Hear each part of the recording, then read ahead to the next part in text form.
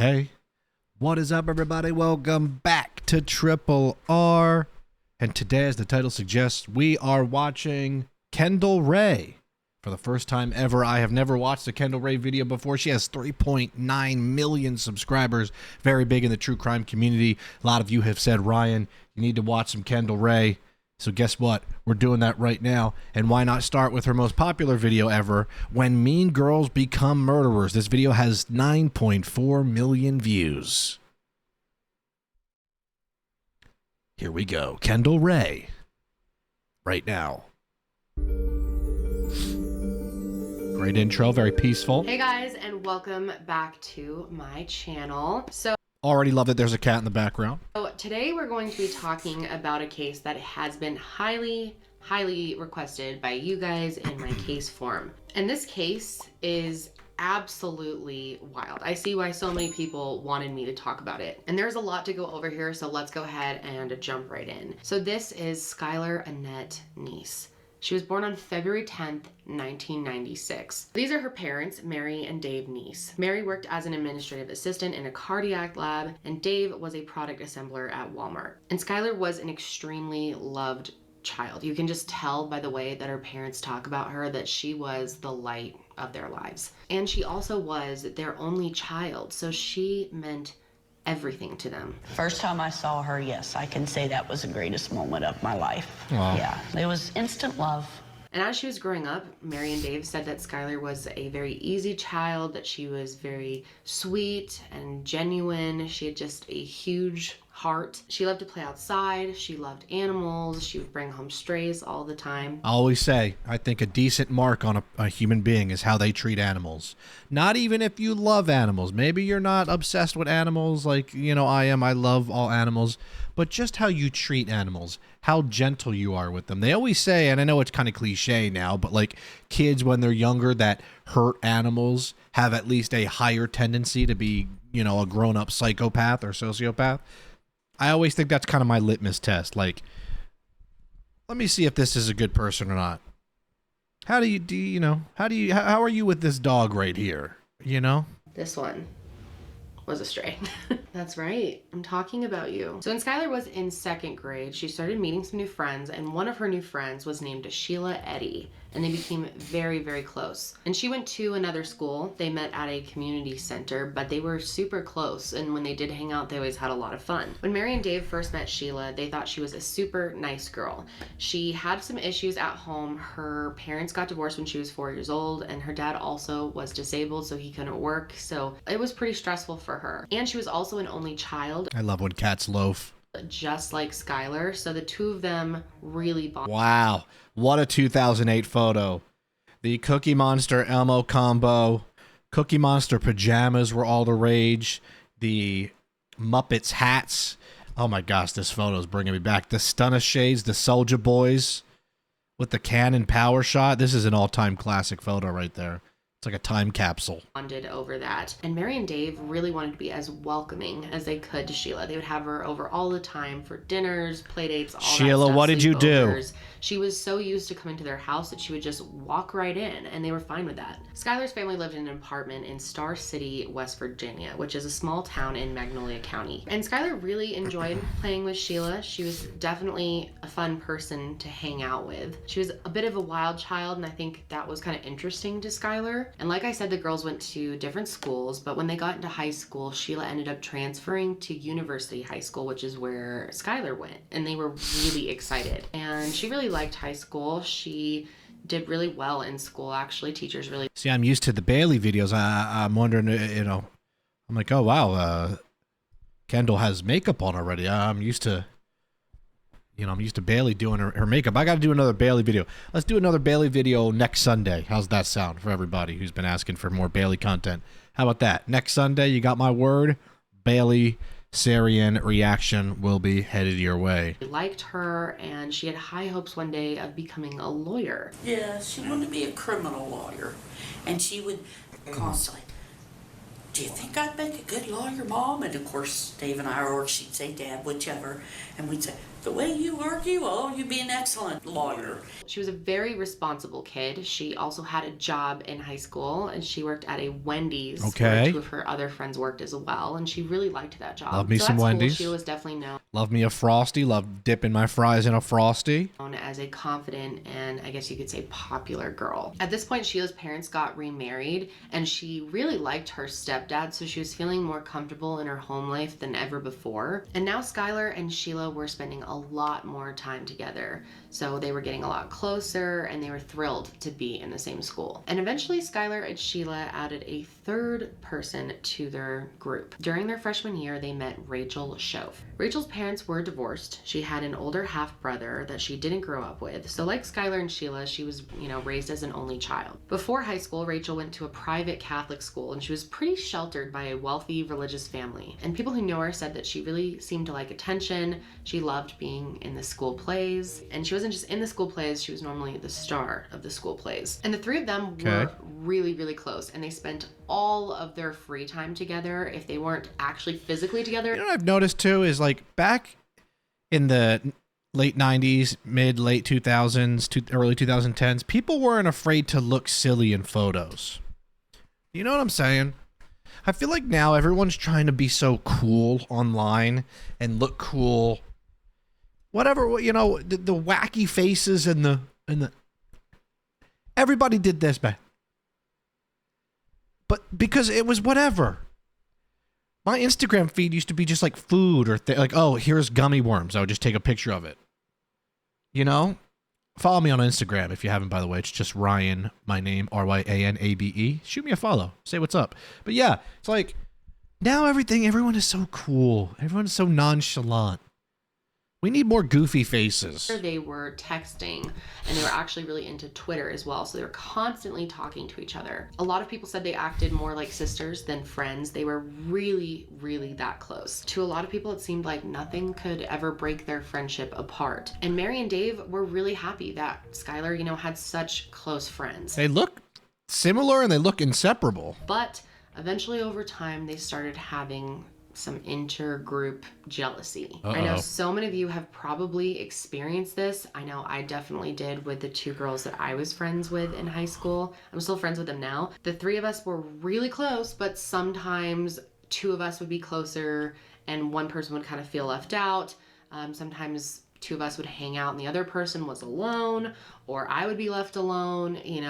I think a lot of people have experienced this, and this was really starting to happen with Rachel and Sheila. They seemed to be a lot closer, and Skylar seemed to be left out and was often feeling alone. And by summer of 2012, Sheila and Rachel were really close. A lot of stripes. And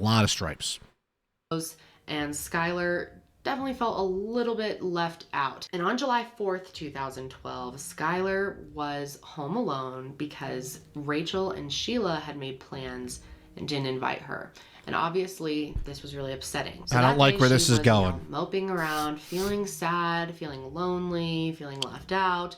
And her mom felt really bad for her. Her mom suggested that maybe she read a book or do some homework. Skylar was a very, very smart student. She was an honor student. She absolutely loved to read. She really liked to read a lot of the classics. So her mom thought, this is something that she would want to do to make the time go by. But not even that sounded fun to Skylar on that day. She just felt really down. And that day she actually tweeted out, "Sick of being at fucking home.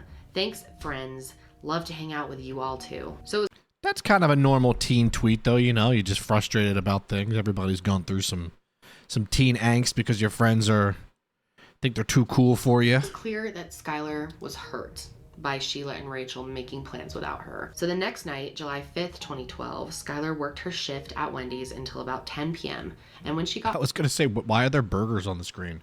Makes sense for Wendy's, although the Wendy's patties are square.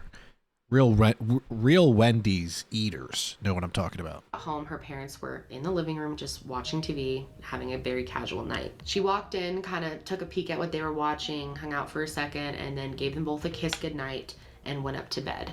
She put her arm around her mom, gave her a kiss, and gave her a hug and said, I love you, Mom.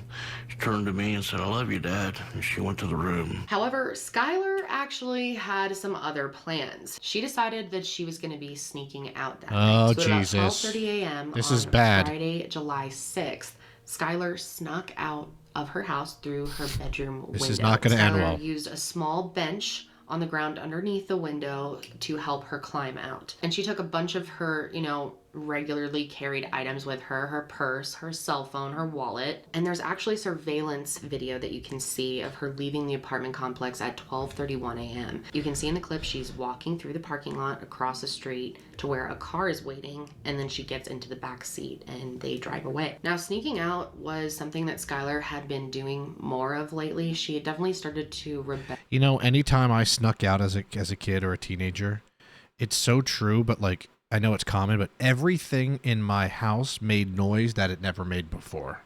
Like, the door became some ancient Egyptian tomb, and it would be like,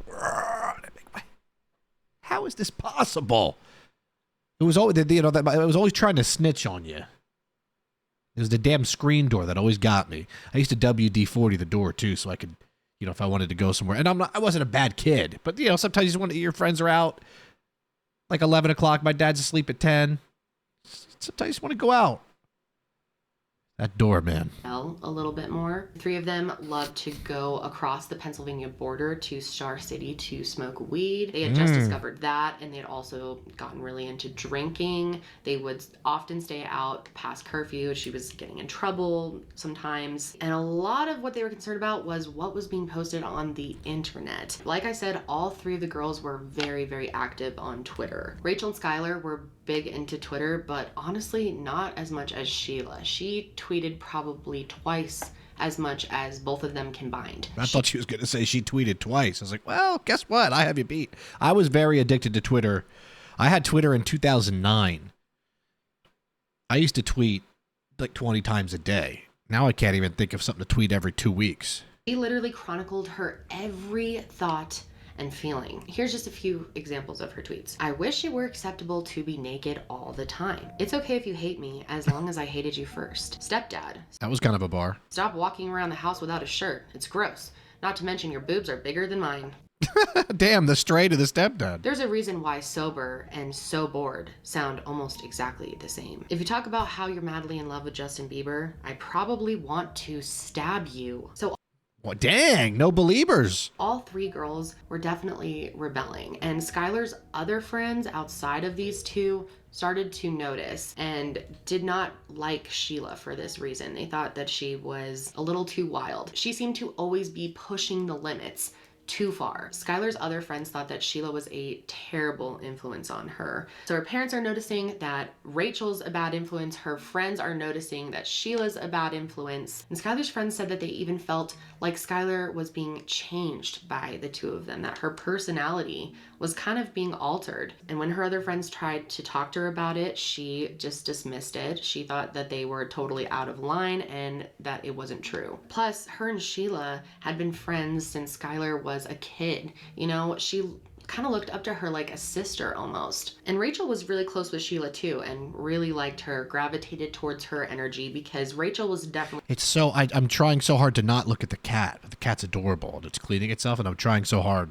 more of a rebel too. She was also a popular girl. She had a lot of other friends, but she really liked Sheila. And Rachel's other friends started to feel the exact same way that Skylar's other friends did, that Sheila was a bad influence on Rachel. They tried to talk to her, but Rachel did not care. She thought that Sheila was such a cool person and nothing was going to stop her from being friends with her. And that year in school, there were some rumors spreading around that Rachel and Sheila actually were starting to have a relationship, that the two of them were hooking up. A lot of people thought that's why Rachel was so defensive of Sheila. She didn't want anyone to talk badly about her ever. But no one knew if this was actually true because Sheila and Rachel also had boyfriends. But the two of them did seem really, really close, and eventually, like I said, they just started to push Skylar away. They would make plans without her all the time. They would dress like each other to make her jealous, like purposely plan their outfits to make her feel left out, and all during... That's so mean. Hey, let's match so they feel like an idiot. What the hell? During sophomore year, Skylar and Sheila were fighting way more than usual, and it seemed like Rachel seemed to be what was really driving them apart. And Skylar, of course, vented her frustrations on Twitter. She said, "I'd tell the whole school all of the shit I have on everyone, which is a lot. Too bad my friends are having lives without me. You're a two-faced bitch, and obviously fucking stupid if you thought I wouldn't find out. Just know I know. Hope you don't expect me to give a fuck anymore. Hashtag bye." Sorry. Hashtag bye. A dog has appeared and the cat is gone. Sorry if you were enjoying looking at my cat. I was. I took a little break and she pieced out. And, you know, you just don't tell cats what to do, like I've said. So Bernie decided that he was going to take her place. So say hi. Bernie. Love Bernie. So jumping back. Oh, that's adorable. Look at that. I love it. Back to the morning of July 6th. Skylar snuck out at 12:30 a.m. That morning, Mary and Dave got ready for work like normal, and they assumed that Skylar was in her room. She said that she was going to bed early the night before. Dave had planned to go do his shift at Walmart, come back, and give Skylar his car so that she could take it to her shift at Wendy's. So he got home midday as planned and he went to Skylar's room. But when he got to her door, he realized that the door was locked, which was unusual. Sometimes Skylar locked her door for privacy, but it wasn't something she did very often and not normally in the middle of the day. But Dave didn't think too much of it. So he started knocking, you know, calling for her. "Skylar, are you in there?" And she didn't answer. And when he didn't hear anything, he instantly just got a wave of fear. You know, it's one thing if you can tell your kid's ignoring you or locking you out. You can kind of hear a little sound, a breath, something. But he heard absolutely nothing. So he went outside of the house to the window so that he could look in. And when he got there, he saw the small bench on the ground from when Skylar had snuck out. Okay, why was I picturing And when he got like a humongous drop when they described it, and then you like look up and it's like I feel like that's 2 feet. Had snuck out. She might not have needed a bench. Saw that the window was open. So of course, any dad's gonna put this together right away. Skylar clearly snuck out. But of course, since it's now the daytime, Dave starts freaking out immediately because he figures something could have happened to her if she did sneak out, and she's still not back by now, especially because her shift at Wendy's was coming up and she's a very responsible girl. She's gonna show up for her shift. So of course, the first thing he thinks of to do is call her friends and see if they know where she is. So he calls Sheila, and she said that she had talked to Skylar around midnight the night before, but she hadn't heard from her since. She also said she had no idea where she was and didn't even have an idea of where she could be. So Dave contacted Mary, and Mary, thanks for the help, Sheila. of course, was concerned, but she also just told him to stay calm. Let's just see if we can get a hold of her, figure this out. She's probably going to show up for her shift at Wendy's. She's not just going to miss work. Said, "We're not going to worry. I'll call them about 10 after 4, give her time to clock in, everything, see if she's there." But of course, Mary was still concerned, and she came home.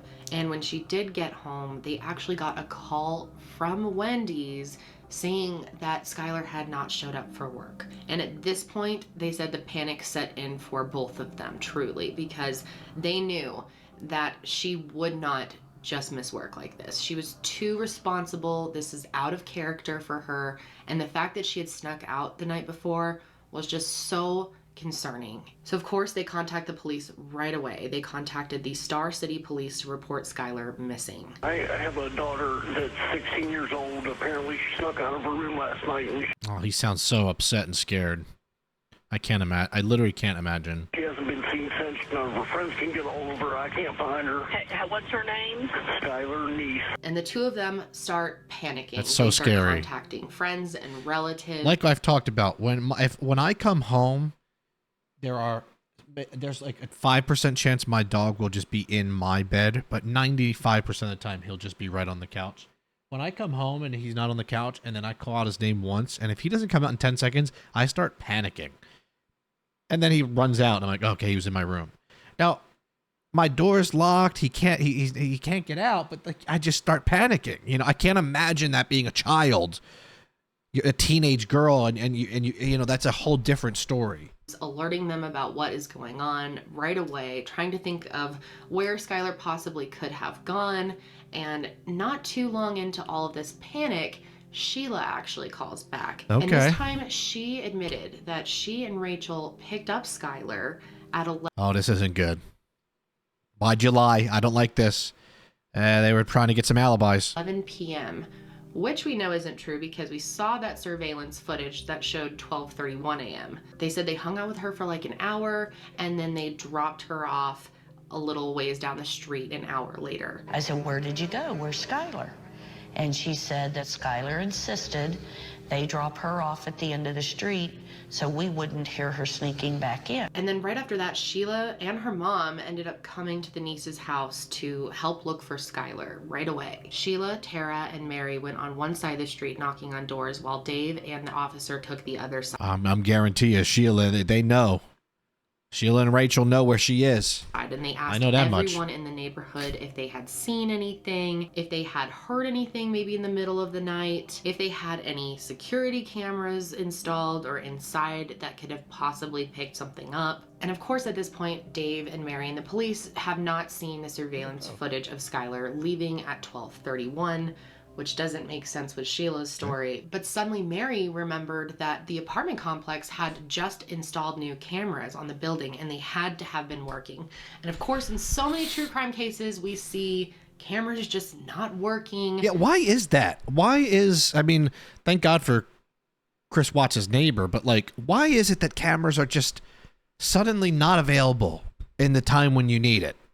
Like most of the time, which makes me very concerned and scared as a human being on this planet. But Yeah. Luckily, these cameras were new. They were just installed and they were working. So they went to the landlord and he took them into their office right away and they started looking at the surveillance footage. They watched that footage of Skylar crossing the parking lot and getting into a vehicle. And at this point, they have no idea who this vehicle belongs to. The footage is so grainy, they can't make out who's in it. It literally looks like it's in a snowstorm. It's so grainy. And they thought the car actually was an SUV. So, of course, as soon as the police see this surveillance footage, they think Skylar is a runaway, that she's unhappy with her home, that she purposely left, and she's probably just out there somewhere. And her disappearance at this point did not qualify for an Amber Alert. At this point in time, all 4 of the following criteria has to be met before an Amber Alert could be issued. A child had to have believed to be abducted, the child is under 18, the child may be in danger of death. It's like I guess it's like it looks if it looks like she's leaving somewhere on her own will, no one's grabbing her, she's just getting into a car. Or serious injury, and there is sufficient information to indicate that the Amber Alert would be helpful. Plus, when this was all going on, there was still some bullshit around the whole wait for 48 hours to file a missing persons report. I always thought that was... Can we talk about that? Hey, that's crazy. I remember being younger and people being like, yeah, you got to wait 48 hours. I'd see it on shows. Hey, that's insane because that's the most important time if someone is missing. And I get it. They probably would get a lot of false calls. But guess what? Rather have a false call than it be legit. Could save someone's life. Which in most places that is not a thing anymore. That's Good. not true. Thank So God. Dave and Mary were trying their best to convince the police that, Skylar would not just run away and not come back. Like, yes, she was sneaking out, but she loved her life. She was so close with her parents. She was a happy kid. This was not in her character to just leave and to stay gone. But of course, the police refused to listen to them. Of course. Really. First impression was it could be a runaway. There are kids that run away. Like, I get it, but listen to the parents. Listen to the people that know the person the most. If they're telling you she would not do this, trust me, then that's when you as a cop should say, okay, I trust you. Okay? I'll take your word on this. Not like, she probably hates you guys. It's like, no. She's never missed work ever in her life. Like, there should be some validity to that. Right? All the time. So Mary and Dave really felt like they had to take matters into their own hands. And that's So sad. That's they sad. This happens a lot, and that makes me sad. printed out flyers with her picture, her description, and what she was last seen wearing, and put them all up across the county, wherever they could. It's the most helpless feeling in the world. It really is. I mean, everything that you cherish in the world is gone, and you have no clue where to look for it. And It's a helpless feeling. It's a horrible, helpless feeling. And Rachel and Sheila were devastated about Skylar being gone. They Okay, I'm not going to try to judge them yet because I could be wrong. I just have a bad. Why did they lie? I don't know. I'm concerned. were very, very concerned. Sheila, according to Mary and Dave, seemed to be the most concerned. They said that she would call them often, just asking for updates on the investigation, and Maybe she was worried that they were on to her. over and over would say, I wish I had some information. I wish I knew something. I wish I could help. So she was very cooperative. She asked to volunteer, to search, to pass out flyers. She basically said whatever she could do, she was willing to do. Just let her know. So Mary and My brain's thinking she's doing that so she can be, hey, couldn't be me. I wouldn't do anything. I'm helping. Dave felt like, wow, Skylar has a very good friend in Sheila. She cares about her a lot. Skylar had good friends in general. I mean, they're feeling the love because so many people just were so devastated about Skylar being missing. Couldn't believe that she would ever run away, knew that she didn't run away, knew that something had to be wrong. One day, just a few days after Skylar had first gone missing, Sheila actually went up to Skylar's room, sat on her bed, and was just sobbing. Mary walked in and they had, a nice moment together. They hugged and they were kind of trying to support each other through all of this. So luckily on June 9th, I will feel very bad and I will apologize to Sheila if she has nothing to do with this, okay? I will say I'm sorry if I have to. Okay, I'm not afraid to apologize and own up to something. I just don't like this. 2012, things start to get I like the video. Kendall's great already, but you know what I mean. taken a little more seriously by law enforcement. The fact that Skylar is still not there, and after looking more into her background, they realized that this is really out of character for her. They So tried luckily, the telling West you Virginia that. State That's the point. They tried to tell you. Police and the FBI joined the search. Hey, And now that you FBI mention agent it. Morgan Spurlock and Star City police officer Jessica Colbank interviewed Sheila just days after Skylar was first reported missing. Now, what's really, really interesting is as soon as the investigator did her first interview on Sheila, she instantly felt like something was wrong. Her first read of Sheila was that she was a narcissist. Not only that, she also described her as wrong. On the other hand, Rachel had gone on a boating trip with her mother on July 6th, the day that Skylar had gone missing. Her mother was on the trip and her mom's friend was on the trip, and they both noticed a really gnarly cut on her ankle and thought it was kind of strange. And on the following day, on the 7th, Rachel actually had to go to church camp. So they had to interview her via phone. And when they talked to her, they said that she was just very nonchalant. She was kind of relaxed, saying, I don't really know where Skylar is, but she didn't seem as panicked as Sheila did. And she would also just say, Sheila knows more than me, talk to Sheila. Sheila knows more to me, okay? I don't really know much. She just was kind of short about it. But she did agree to come in for an in-person interview, which is obviously crucial, as soon as she was back from church camp. But when Rachel got home from church camp, she didn't just come in right away, which you'd think that this would be a high priority for you. Your friend is missing. You'd probably be really concerned and wanting to... You'd also probably just come home from church camp. And I know it's camp. Well, if your friend is missing and you need to speak to the police and you could help in any way, find your friend. I think you'd be like, yeah, I'm going home. At least I would have. Help in any way you can. But the investigators actually had to track her down for that interview. It was not easy. And as soon as they brought her in, she said pretty much the exact same thing as she said on the phone, almost word for word at some points, and it started to seem really scripted, because Sheila's story and Rachel's story were like exactly the same. So of course, investigators looked into as much as they could, social media, computers, even Skylar's journal, to see if there were any clues. And the last entry that Skylar had made in her journal was actually from a year before she went missing. And in it, she talked a lot about Sheila. She would talk about how Sheila could get away with anything, and that Sheila got all the attention from the boys. And Skylar also seemed to be very fascinated with Sheila. She wrote in detail about Sheila's sex life.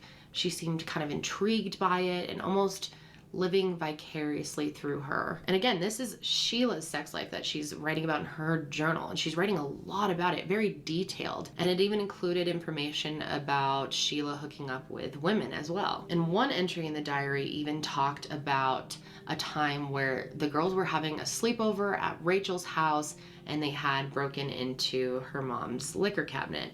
Pretty common thing to do, right? And Skylar wrote in her journal all about this, and also about how once they started drinking, that Sheila and Rachel started hooking up. And in this entry, Skylar talks about how she was locked in the bathroom with the girls while they were making out and stuff. And she Locked in the bathroom? said that she had nothing against them being bisexual. She was very supportive of the LGBTQ community, but she just felt uncomfortable being in the room with them while they were hooking up, which They locked her in the room while they were hooking up. I thought the opposite. is very understandable. I feel like it's just weird to be in a room with anyone hooking up when you're just chilling there. And then Yeah. 2 weeks later, Skylar made that tweet that I read earlier that said, "I'd tell the whole school all the shit I have on everyone," which is a lot. Hashtag if I could get away with it. So Oh, man, I'll tell you, man. Everything had a hashtag back in the day. Hashtag if I could get away with it. investigators continued Hashtag swag. to search Skylar's social media, especially her Twitter, for more clues. And they saw that after her Wendy's shift on July 5th, she actually tweeted twice.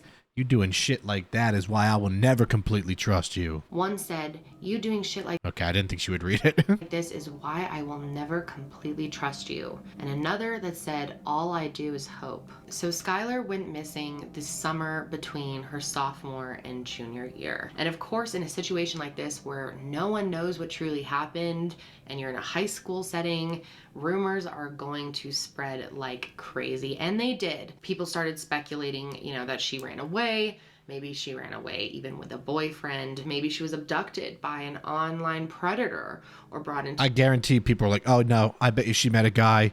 They're probably in Tijuana right now.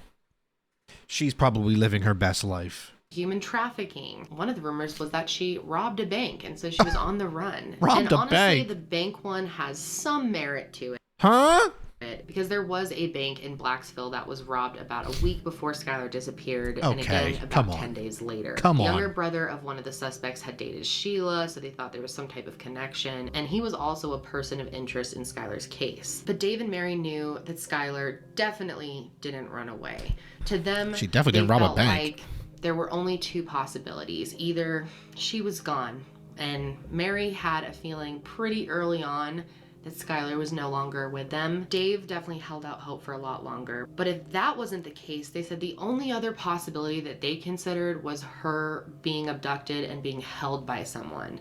So they knew that she wouldn't just run away, that she wouldn't be off living some new life. That was just not even in the realm of possibility. I know there's some statistics of like missing children. Like if it's over like 4 days, the odds of finding them living is like, as every day goes on, the number is drastically lower and lower because it's just sad, but that's usually the way it is. For them. Not only that, Skylar left behind a ton of important items that if you were really running away, you probably would have taken. She had left her toothbrush, her hair straightener, her contact lenses, her cell phone charger. She even left her security blanket, which was her mother's old nightgown that she called Goody. And that thing meant absolutely everything to her, so there's no way she would have left without it. And out of all Skylar's friends, which she had many friends, and people were really upset over Skylar being gone. Many kids in the high school were experiencing depression, anxiety, fear over what was going on, wondering where she was. Starting school without her, that was probably one of the hardest days through the whole thing. Yeah, and then also some of the girls probably are scared, thinking that she was abducted or kidnapped, and there might be some follow-ups, and they could be next. Skylar was a go-to person, and she was just gone. But it seemed that Sheila was one of the people, if not the person, having the hardest time with it. She posted on Facebook, "Skylar, come back. I seriously cannot deal with school without you. I miss you too much." And Skylar's dad, Dave, actually responded to her and said, "She will be home soon, honey. Love you." And Sheila said, "Love you too." And after a while, it started Sheila, don't let me down, Sheila. to seem kind of weird. And Is it performative? not only that, rumors at the school were kicking up that Rachel and Sheila had something to do with Skylar's disappearance. A rumor also spread that Skylar had overdosed and that maybe Rachel and Sheila had hidden her body because they were afraid, maybe they thought it was their fault, something like that. That was all starting to brew. And it wasn't just in the school that these rumors were spreading, they were also spreading online. This case got a lot of attention online. There's a lot of people that are interested in this case, understandably, because it's wild. But even back then, when she was just missing, people were speculating, you know, maybe she was abducted, maybe she was brought into human trafficking, something like that. But like I said, police were definitely starting to have their suspicions about Sheila and Rachel. On September 3rd, warrants were issued to seize all of the electronic devices and communications of Sheila and Rachel. The police started feeling really confident that they were on the right track, that Sheila and Rachel knew something. Maybe there really was some type of accident and they didn't want to get in trouble, or they were covering for Sky. Yeah, but you know what? That cut that she mentioned, having a gnarly gash on your leg, it's like, makes me think that they did something and Skylar was trying to fight back. Skylar in some way. They just got the sense that they knew something. And they kind of clued in Dave and Mary into this a little bit, but they advised them, you know, don't tell Rachel and Sheila, obviously, don't compromise the case. This isn't a for sure thing. This is just kind of what we're thinking. We're feeling it out. Then on October 2nd, 2012, Sheila posted a picture of her and Skylar on the Team Skylar Facebook page that was created. And she said, "Skylar, sorry I haven't posted in a while. School has been taking up all my time. Me and Rachel miss you so much, especially at lunch. We sit at the lunch table alone. Come back so we don't look like loners anymore.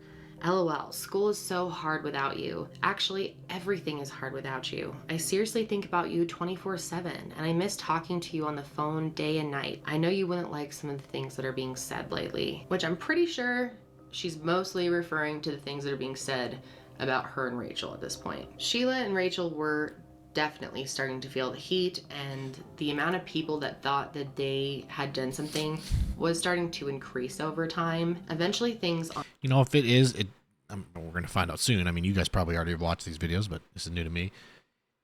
If it does in fact turn out to be Sheila, how sick and twisted is that she was over on Skylar's bed crying, and then having the mother come in and consoling each other the whole time, possibly the mom not knowing that that's the person that did it. Like, how diabolical is that? If that's the case. on Twitter got pretty tense. 2 anonymous Twitter accounts were created.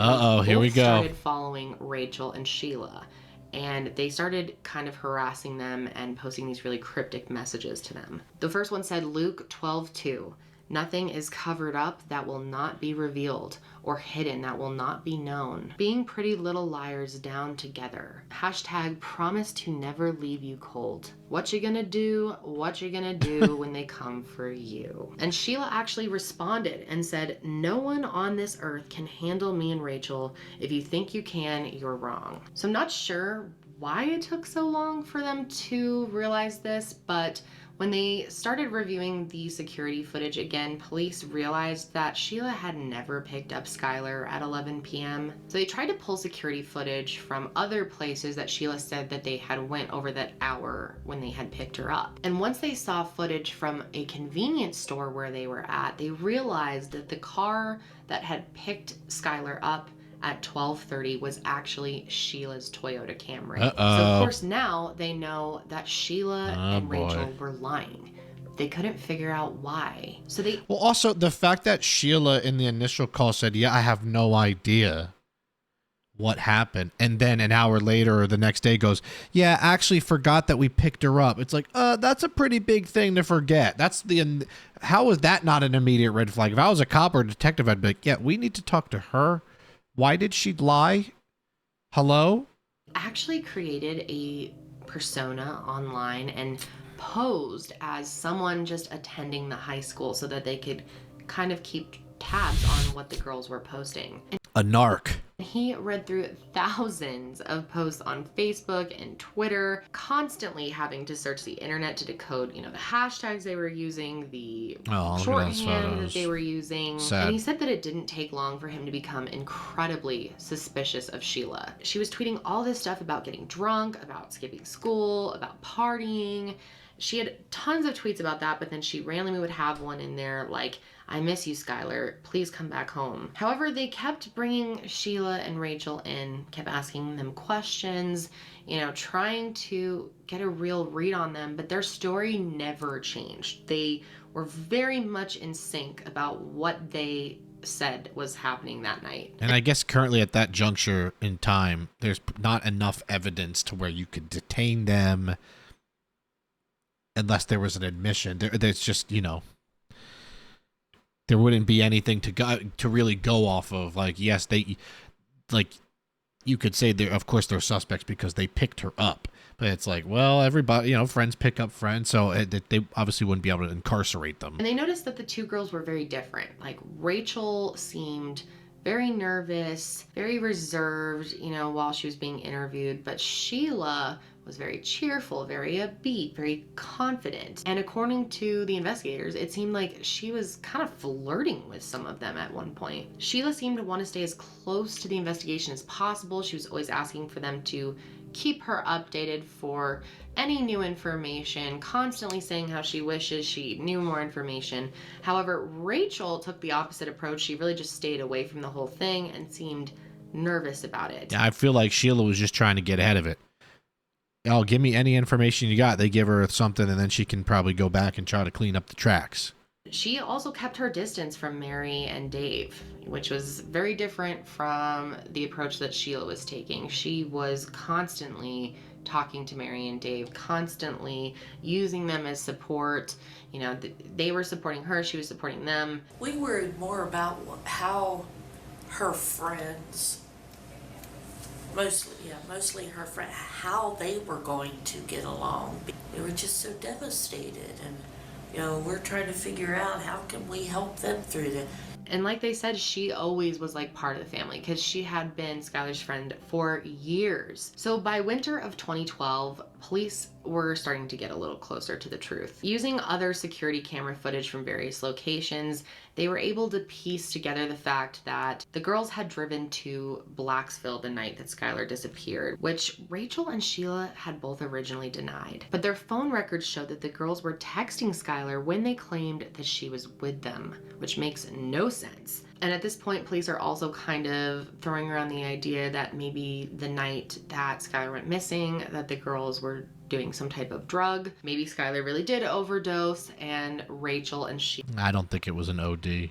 Sheila just left her somewhere. And this started to make a lot of sense because every time that they would interview Rachel, it's about bring back that cut. I want to know more about the gash on the leg. well, she seemed really, really nervous. Like she didn't want to get in trouble. And like I said, they were really sticking to. Oh, so sorry for yelling. I get passionate sometimes. I turned up my mic even more. The mic should sound like a radio mic even more. I've been trying to get my quality as good as I can. So sorry if I yell. Also, halfway through the video, little halftime show.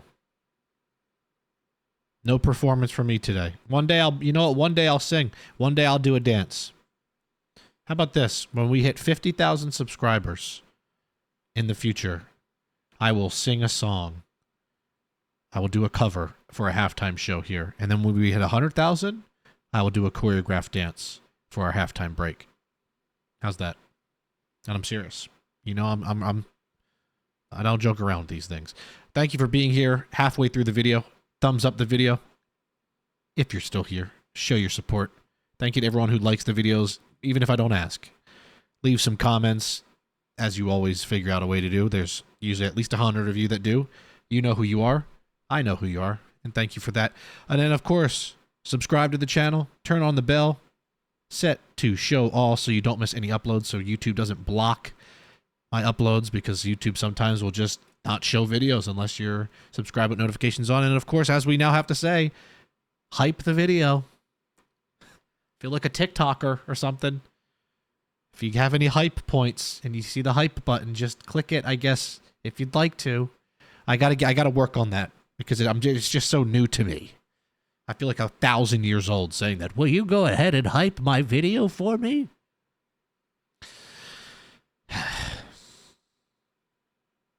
Let's continue. Their same stories. You know, the two of them were very much on the same page about what happened that night until. Also, make sure you're drinking water. Okay?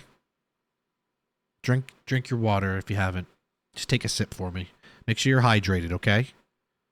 We need hydration. One interview where Rachel told them something completely different. She claimed that Skylar had run off into the woods that night. She said that she and Sheila tried to run after her, tried to find her, but she was gone. So obviously this is a huge change from where was that story?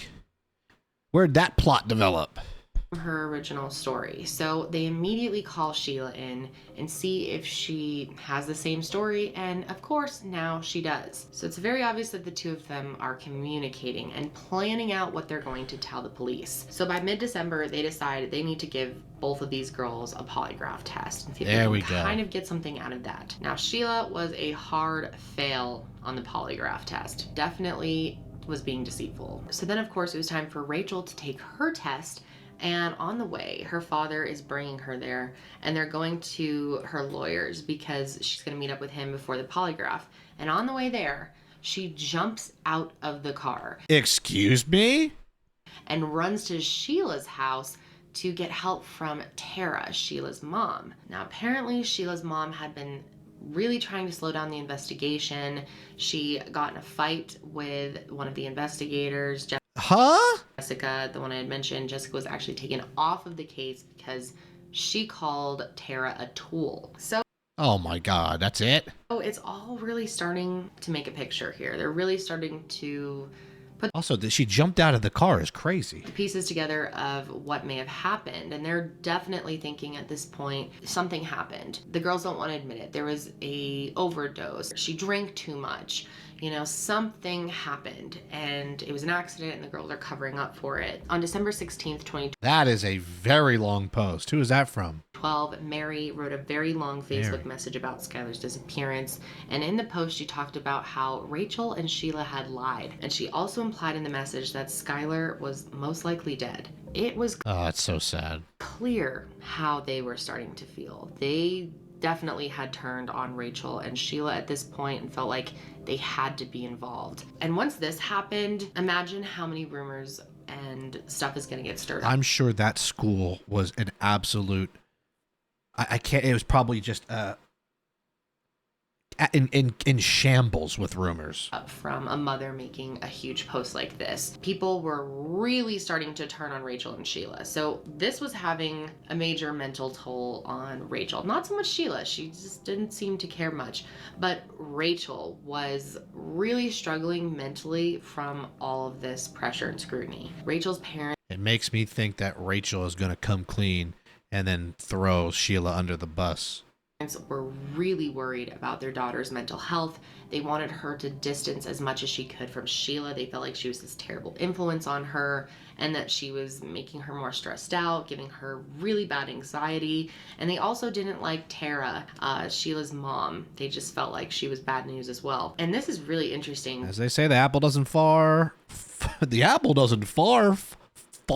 tree. The apple doesn't fall far from the tree. And, well... Not shocked. But Rachel's parents, even though they were divorced, they ended up moving back in together for Rachel's sake because Rachel's father lived too close to Sheila. That's how concerned that they were. They were willing to move back in together even though they were divorced. And Sheila really is nuts, huh? So that just tells you how seriously they are starting to see their daughter decline. She is stressing out. She is carrying major anxiety. And I think in their minds, they're probably starting to figure out that something went wrong with Skylar, that she must know more. She was acting out, getting into more family altercations at home. But what was really strange is when her parents made that decision to move back in together, they didn't tell Rachel they were gonna do it, which is pretty shocking when your parents have been divorced for a while. For your dad to suddenly move back in the house, I mean, that's just stressful on its own. Rachel just came home one day and found out that her dad was living there now. So that really upset her. She was so upset actually that as soon as she realized that he was living in the house, she started running around the neighborhood screaming and crying. Her parents chased her around the neighborhood. They finally got her inside and they got her into her room and locked her in there. Her mom called the police and you can actually hear Rachel in the background of the call like screaming. Her dad had to like restrain her because she was freaking out and she started threatening to kill herself. I have an issue with a 16-year-old daughter of mine. I can't control her anymore. She's shooting us, she's screaming, she's running through the neighborhood. Give me the phone. Like, you can definitely hear it. No, this is over. This is over. My husband's trying to contain her. Please hurry. Rachel ended up being taken to Chestnut Ridge, which is a psychiatric facility in Morgantown, West Virginia. And Sheila actually did try to go see Rachel several times. She wanted to talk to her, but the staff had been ordered to not let Sheila in. Good, so keep her she away. was never able to talk with her. Seems like Sheila is the common denominator here. During this time. And who knows what they wanted to talk about. Rachel was released 5 days later, and as soon as she was released, her parents took her right to their lawyer's office. And there she finally met up with the officers and took her polygraph test. And after seeing Rachel's demeanor after all this, how burnt out she was, the police felt like they were gonna get the truth from her. They felt like guilt had just broken her down. They were gonna find out that, you know, Skylar had overdosed and they hid it. There was something like that going on. So I think they stabbed her. That's what I think. start interviewing her, thinking this is going to last a while and gonna be difficult to get the full story out of her. But only a few questions in, Rachel shocked them all by saying, "We stabbed her." I could just sense it the second she brought up that cut on her leg. I knew it. That's right. Rachel and Sheila stabbed Skylar Neese Knew it. to death. She just, you know, glanced at us and said we stabbed her. Jeez. And as you can imagine, the investigators' jaws just dropped. This was not even something they were considering. They were thinking this was a cover-up for an accident. And now they're dealing with murder. And then she just starts to spill everything. Oh, wow. She spilled the tea. She's going to throw Sheila under the bus right now. Told them how Skylar and Sheila usually spent their spring break together and that their sophomore year they spent a week in Myrtle Beach. But according to Rachel, on this trip, the girls had fought the entire time. And when she got back, Sheila complained to Rachel about how bad Skylar was, how much she didn't like her anymore, and how she had to go. And what's really interesting is at one point, there were some teachers and classmates that overheard Rachel and Sheila talking about how to get rid of a dead body. Huh? Oh, excuse me? You say there were teachers that overheard that and didn't report it? However, a few weeks before this, a dead body was found near their school. And so the teachers assumed that they were talking about that. But okay. of course, other kids in the school who had heard that thought that they were talking about killing Skylar. And it turns out that some of those kids even told Skylar what they heard, but she dismissed it.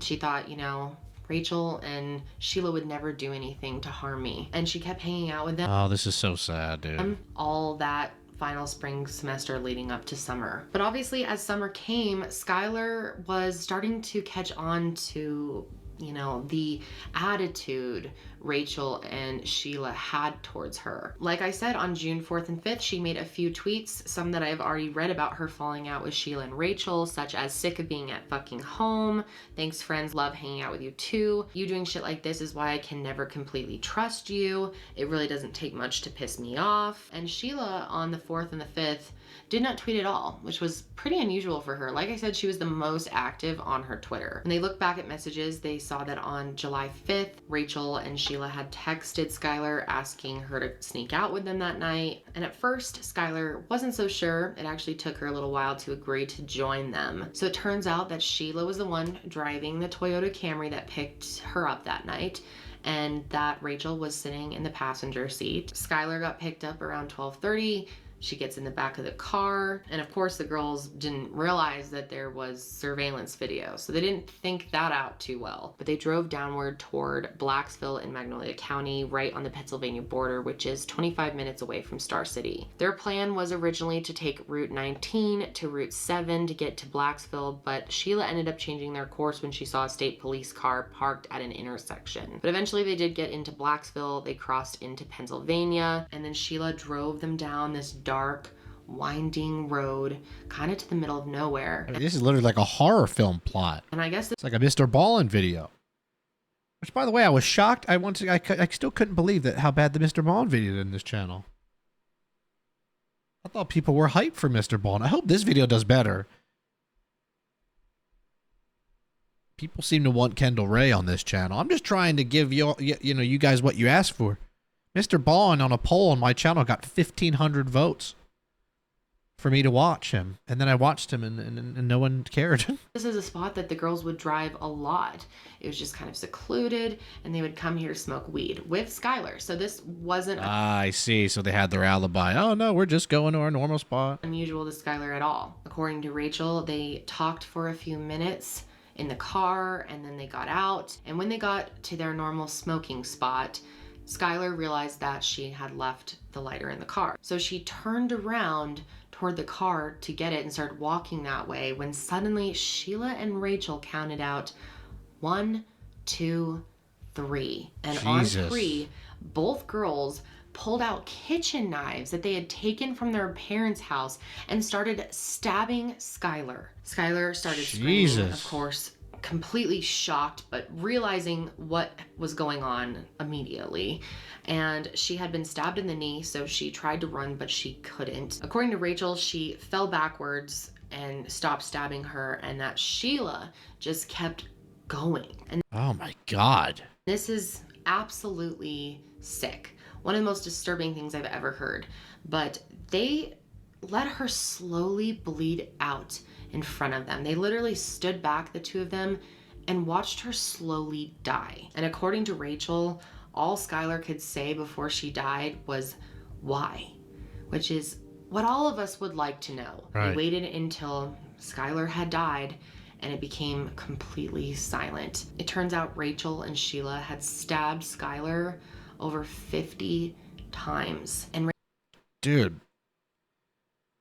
Jesus. Rachel talked about how much they had premeditated this. They had packed up all the gear that they would need in their car, including paper towels, rags, bleach, clean clothes, even a shovel. And they had all of this in the trunk of their car. So their next move was to get that shovel and try to dig a hole so that they could bury her out there. But as they started to dig, they realized the ground was too hard and rocky and they could not make a hole. So instead, Would they bury her in leaves? they dragged her body over near this tree and just covered her with dirt and debris and branches and just random things that they found. And this is kind of a strange move, but after that, they just turned off Skylar's cell phone and left it next to her body. After this, they washed themselves off at the creek, and then they walked back to their car where they had a fresh change of clothes, got in the car like everything was normal, and went home. On their way That is diabolical. home, they dumped off all the rags, all the evidence that they had,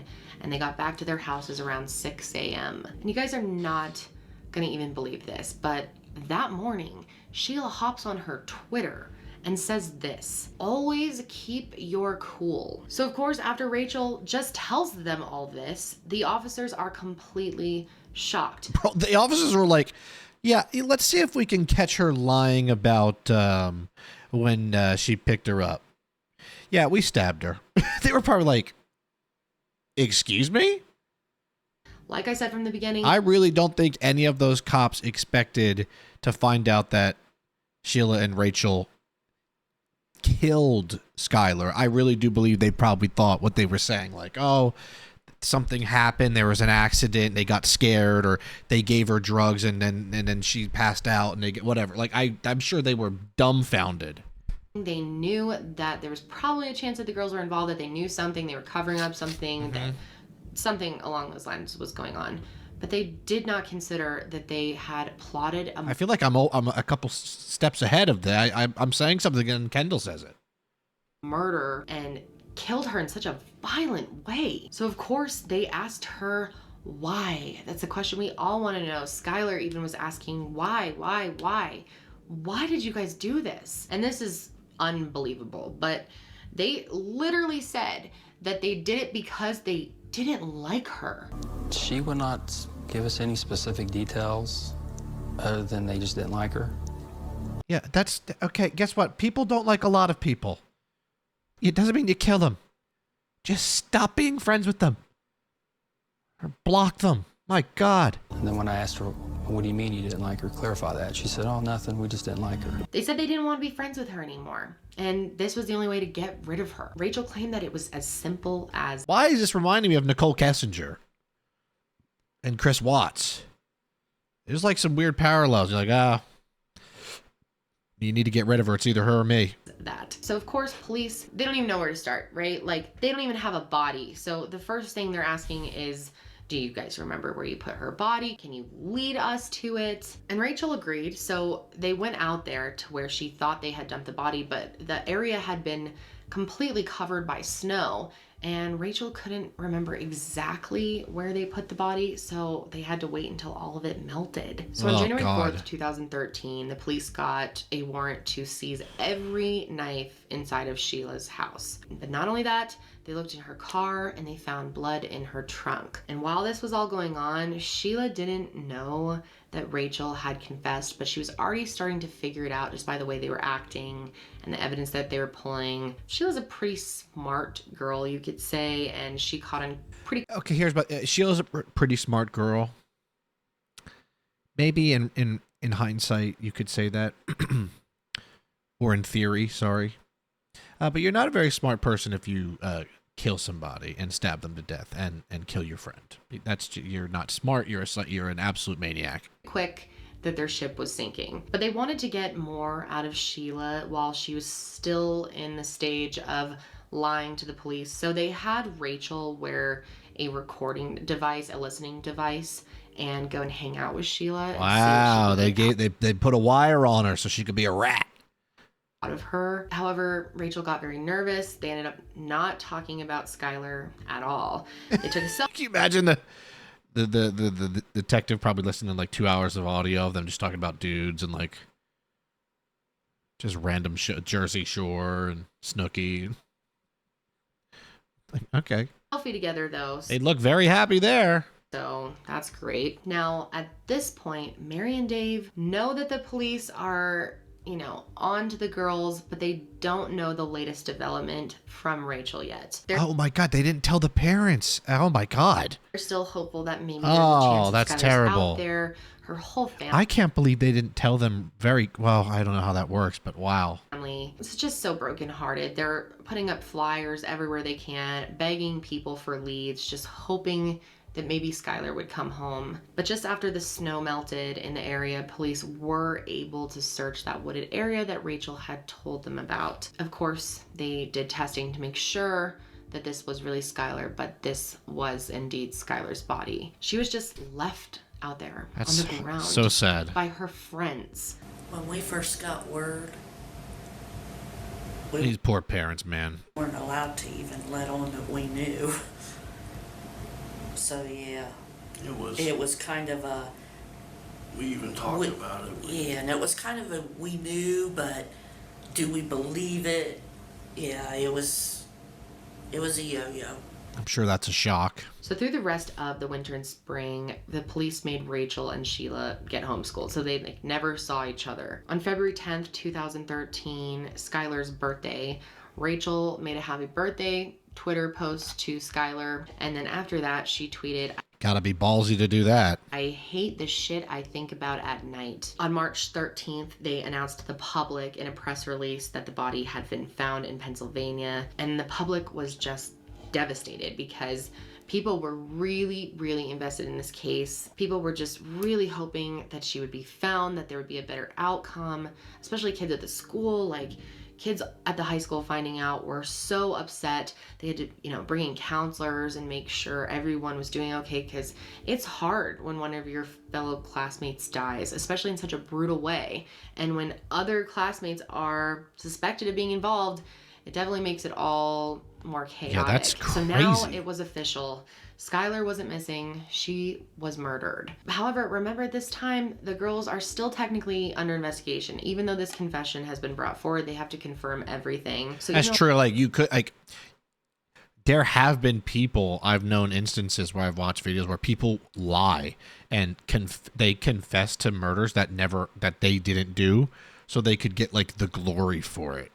Like, that is a thing that has happened many different times, where somebody will say that they did it and then it wasn't them. Obviously, this is a different scenario, but still. A lot of people in the you can't just straight up believe everything someone says. Community were already suspicious that Rachel and Skylar had something to do with her death. Sheila was still trying to publicly maintain her innocence. On her birthday, she also Oh my God, dude, just the gall of these girls. You'll always be my best friend. Oh, God, like, it's just piece of shit. Made a message to Skylar and said, "Rest easy, Skylar. You'll always be my best friend.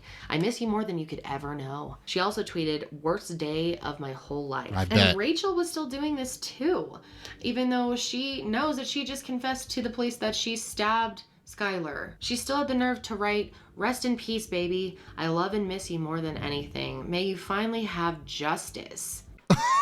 This is insane. Justice. What? Then on April 1st, 2013, a month before she was arrested, Sheila seemed to confess to her crime through Twitter at 1:37. Oh, there it is. We really did go on 3. Yeah, they probably planned it like, okay, on 3, we're going to do it. Then in the morning on April 1st, she tweeted, "We really did go on 3. Are you fucking kidding me?" The fact that they're so proud of this, like it's something cool. We really did go on 3, as if it's like a... Yeah, she meant that as like, dang, we really did it. We really did what we said we would.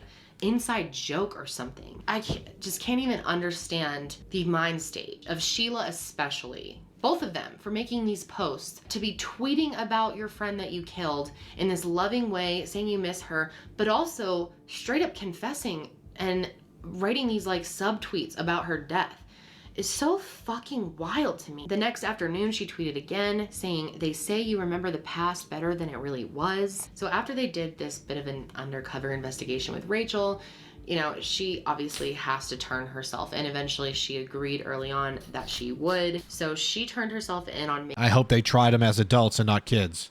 Because when they're 16, 17, they cold-blooded murdered someone.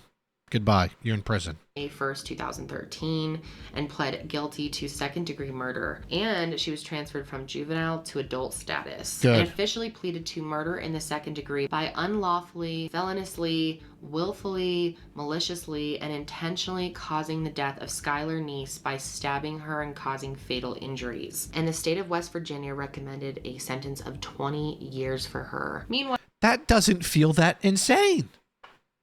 I'm always baffled when I hear sentencing. Yes, this girl brutally murdered and stabbed someone to death. Yeah, let's let her out when she's 37. I don't know. It's just, to me, like, how could anybody like that be ever allowed to be free?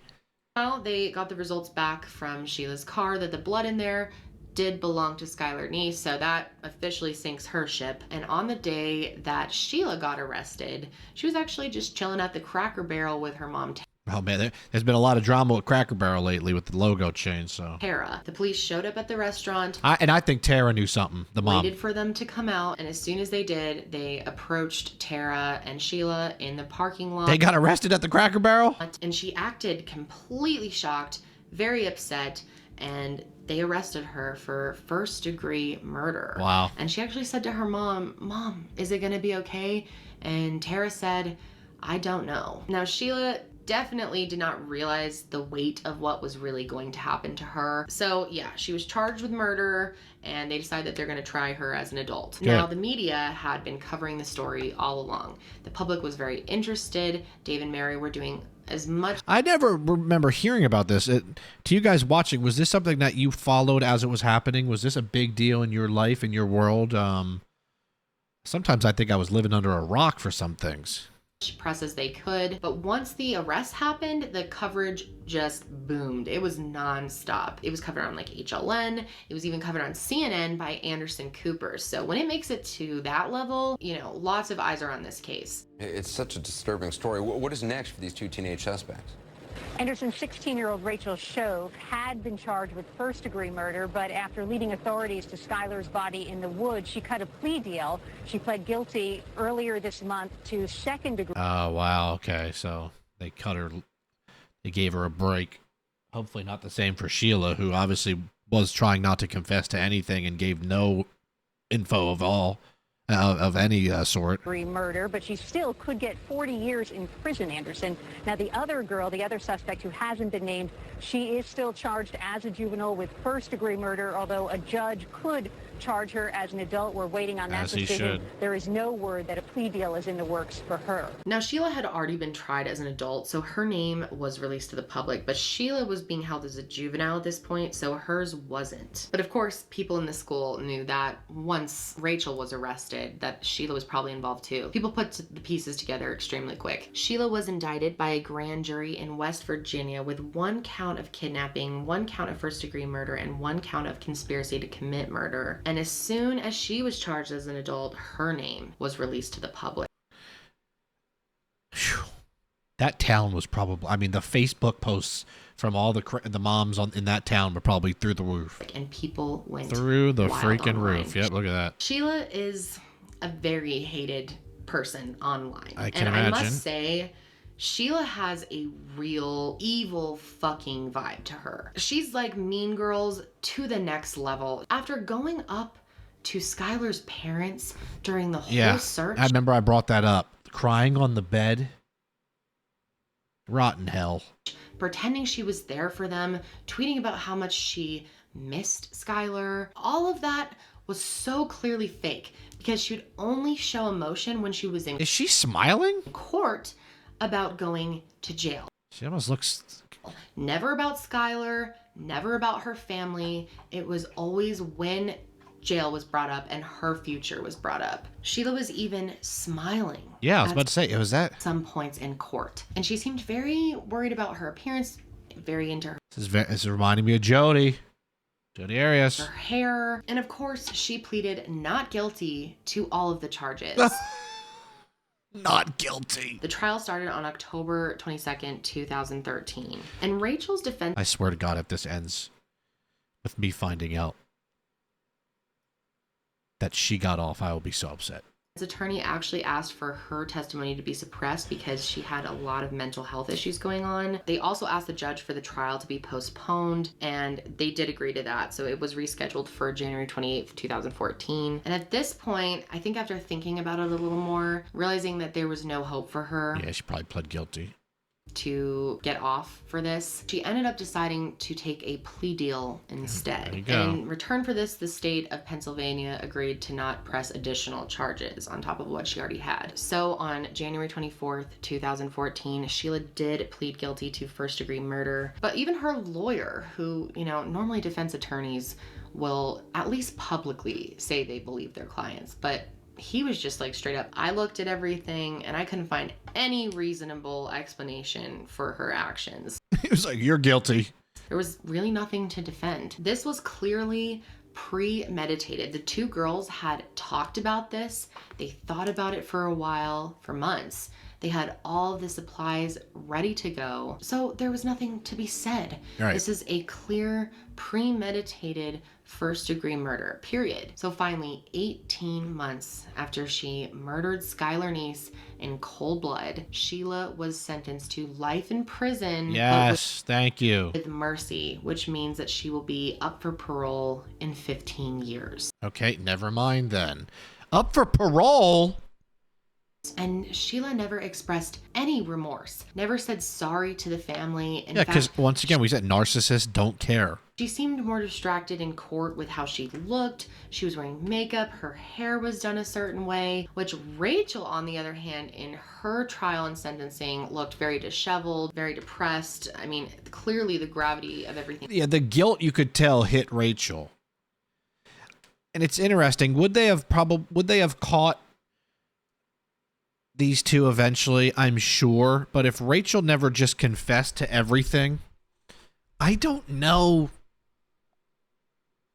The body would have been found one day, right? But it may have been a long time. And they may have gotten away with it.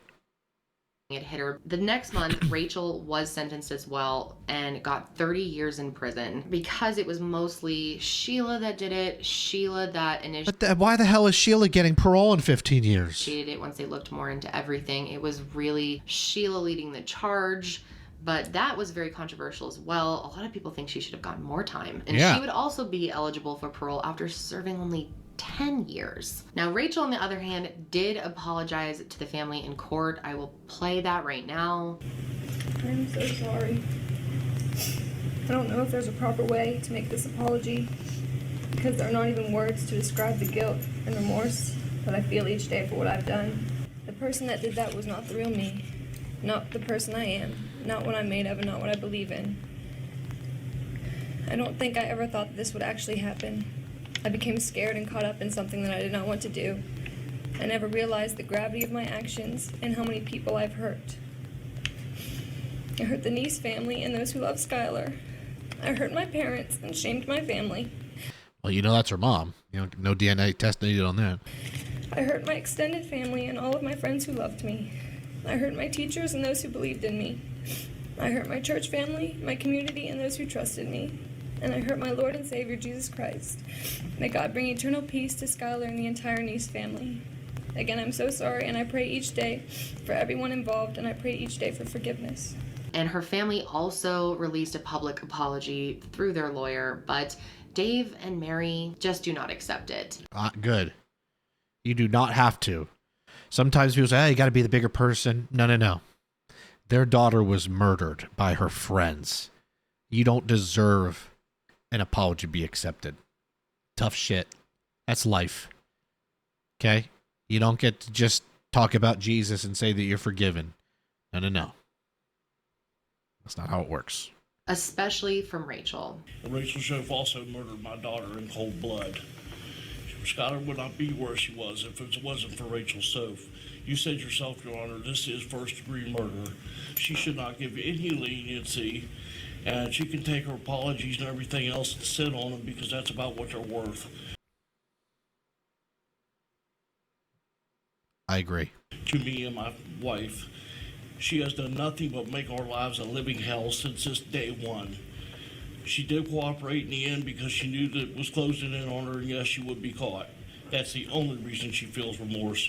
I completely sympathize with them. I can see how it would be near impossible to forgive someone that took your only child from you like that in such a brutal way. The fact that right. Also, just stabbing her in the back 50 times. Like, come on. And then just leaving her body there. I'm sorry, you don't get to have time pass and say, I'm sorry, I didn't mean it, man.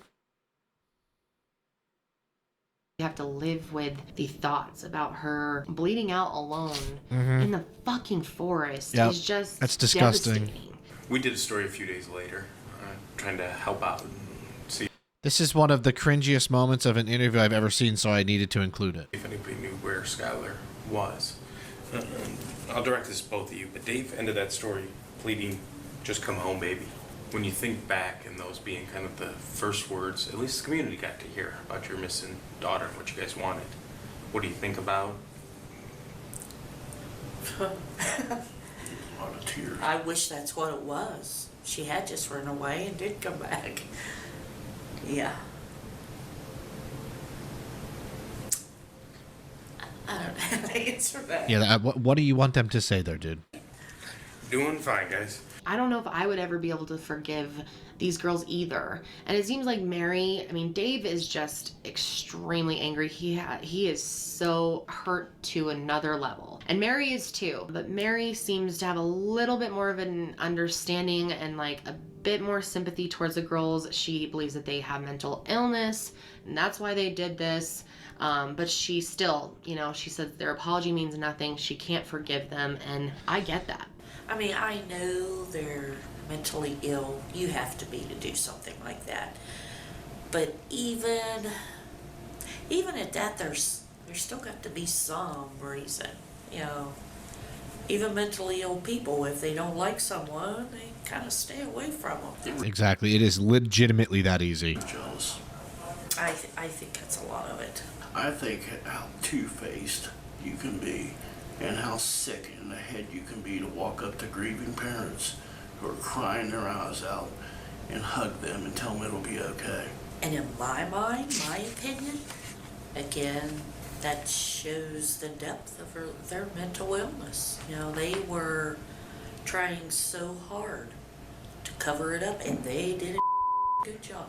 They really did. So to this day, the two of them are both incarcerated in the Lakin Correctional Center in Mason County, West Virginia. Now, of course, the idea of them getting out on parole is really upsetting and very upsetting to Dave and Mary. And Dave vows that he will not let that happen. He's going to make sure that they stay in jail. And Let's go, Dave. there is one positive outcome you could say from this whole situation, and that is Skylar's Law. And this law actually changed West Virginia's criteria for putting out an Amber Alert. Good. And basically now an immediate Amber Alert will be put out to the public even if the child is not suspected of being kidnapped.